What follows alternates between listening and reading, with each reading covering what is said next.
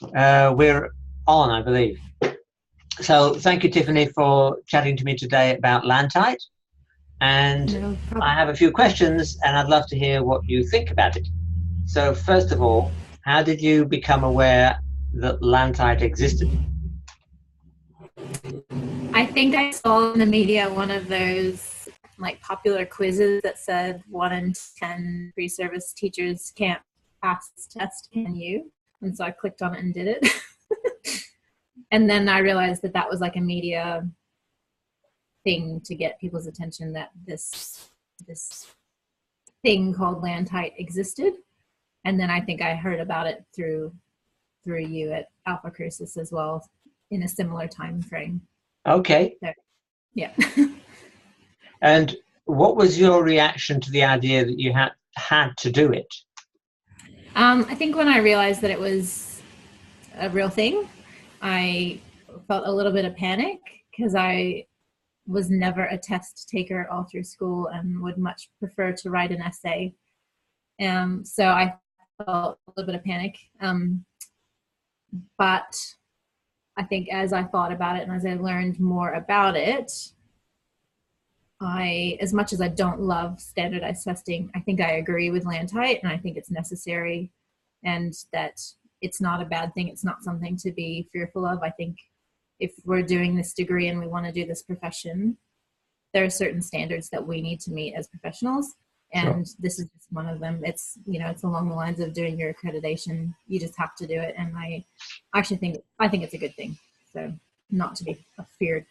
Okay, good. And what preparation did you do before your tests? First off, I did the practice tests that are on the website for LANTITE.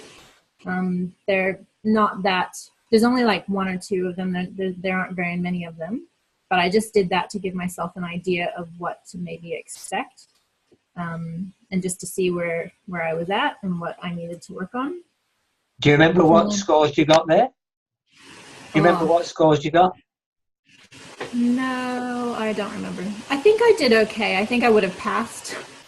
I would have passed according to it. So straight off my first little practice quiz that I did, I think I did enough that I would have passed the LANTITE test to do it. Okay.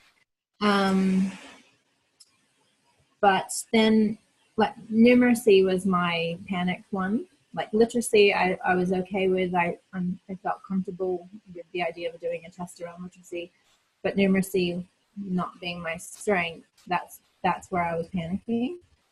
So I just did some Google searches, and I found Open University do a numeracy preparation course for pre-service teachers, and it's aimed at getting you ready to take LANTITE. So it's Open University. It's free. It's like a 10-session course that you can do. It's a little bit buggy, so it's not the best course, and I think it's sitting there on the internet. It's kind of been abandoned. Like, it's not, the people that created it aren't monitoring it regularly, but it's still there and you can do it. And that was a good one. And I think the level of maths for that one was on par with LANTITE, the actual test. So the material that's there, I think, yeah, it's pretty well what LANTITE is like. And then I also did Cambridge LANTITE Edge. This one I paid for. It's $34.95 for a 12-month subscription to it, and you can log into it. And the Cambridge LANTITE Edge does literacy and numeracy, and that one was very in depth. And I think if you were to go and pay $35 to do that right at the beginning of getting ready to take the LANTITE test, I think that it's worth the money. It's not that much for what it gives you, and I think there are diagnostic quizzes so that you can see where you're at.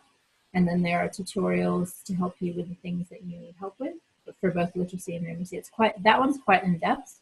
And there's enough material there that if you just study that, you'd be fine. Okay. So, yeah, this on that one. Yeah. Wonderful. That's great. So that was your preparation. Yep. So my question D, describe the tests And how did you find the questions when you were actually?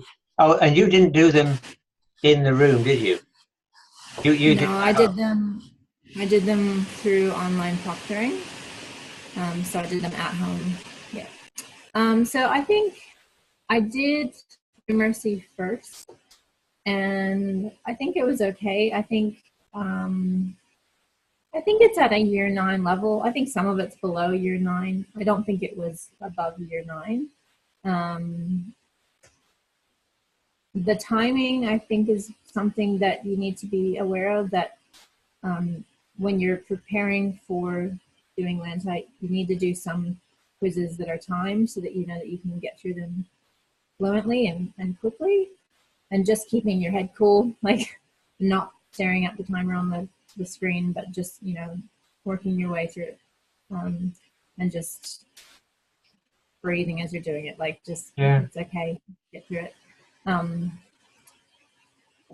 So yeah, so numeracy, you do the first part you do with a calculator, and then the second part, once you finish the first part and you click to the second part, you don't have a calculator and you can't go back to the other part. So if you need to review any of your questions, you need to review them with the calculator before you click to the non-calculator. And that one was a little bit tricky because I didn't know what was in the non-calculator section, but I didn't know how much time I really needed for that section. So it was a little bit 50-50?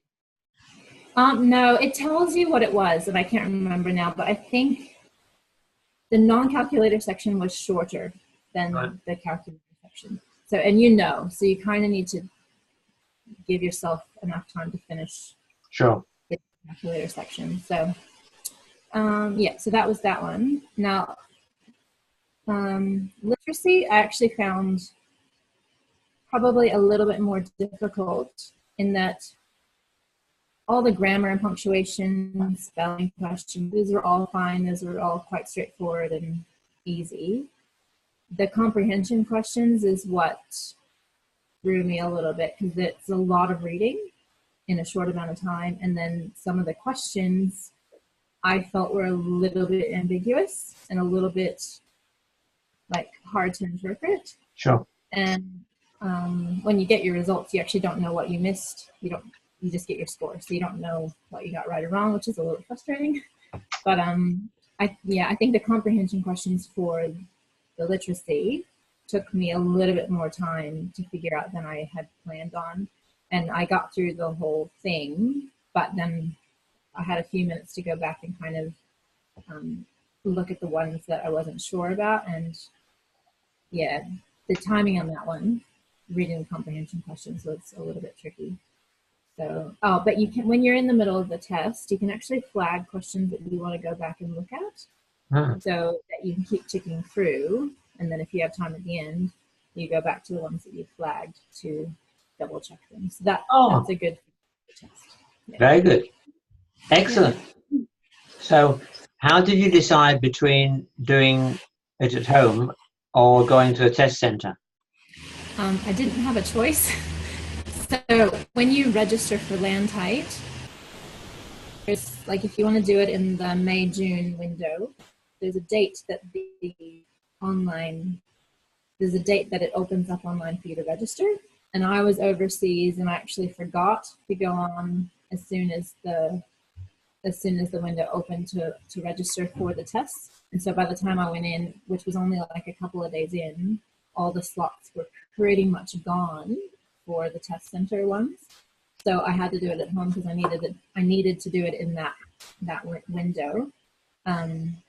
So yeah, didn't plan on it, but I actually think there are some pros to doing it at home. Like, you need to get your technology sorted. So you need to make sure that you have, you know, a good computer, and you need to be able to do all the checks on your computer that they provide for you. And you have to make sure that you don't have certain software on your computer, like TeamViewer or anything that somebody else could log into. So you have to make sure all that stuff's gone from your laptop, and then you have to put it through these diagnostic tests. So it's a little bit fiddly at home, but the advantage of it was being in my own environment knowing that it's a quiet environment and that it's somewhere where I feel comfortable. I didn't have to stress about getting to a test center by a certain time, taking public transport.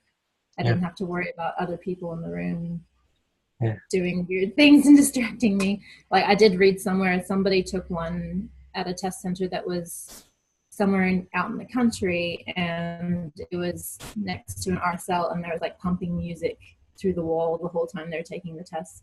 So things like that you can't control when you're in a test center, but at home you can control your environment. So I don't know. It's a lot more work ahead of time to get the technology sorted, but I think I was much more relaxed doing it in my own home. Okay. Did you get the marks you thought you would? I think so. I was second guessing myself afterwards, and the wait is a little bit annoying. How long do you have to wait? I think about 5 weeks. It depends on when you take it, but probably about, a month to 6 weeks, somewhere in there. Yeah. But yeah, I think I did. Like I did better on literacy than I did on numeracy, and that kind of sits where my natural strengths sit. That makes sense. Yeah. Sure. Okay. So it was as hard as you thought it was going to be? Yeah. I think maths was easier than I thought it would be, actually. So your confidence was actually going up. Yeah, I think so. Yeah, probably. Yeah. As you got back into doing your practice stuff, I guess that may have got the brain going again, and you would be happier. Yeah. So F, is it your impression, and you've already mentioned this, that it's harder than year 9, or the same, or easier? I think maths is definitely not harder than year 9. So I think it's either at year 9 or just below. It's very practical maths that you would actually need to use as a teacher. Sure. Like timetabling and percentages and working out scores and how many minutes I need to do X amount of parent-teacher interviews, etc. That kind of thing. So it's all practical maths. And the literacy, I think, was fine. I think it's just the comprehension and the amount of reading and interpreting the questions that you just need to be really careful about. Yeah. Perhaps not overthinking it, because I think I overthought it a little bit. I feel a little bit flustered in the middle of the test. Yeah. So, okay. Yeah. So your final tips to a friend who's taking LANTITE, what would you say? Don't join a Facebook support group for LANTITE. Really? Really. Why not? It's full of people panicking and being negative, and it just wasn't helpful. Oh, wow. My husband was like, stop looking at it. So it's just people on there like complaining about it and not really helping each other and just creating more stress. So don't join those groups. And secondly, register as soon as the window opens so that you can get the spot you want. Yeah. And prep, but don't stress. And just remember to breathe. Yeah. Wonderful. Yeah. Well, Tiffany, thank you so much. That is gold. And you'll be helping out so many people. I hope so. Okay. Bye. Bye for now. See you. Bye.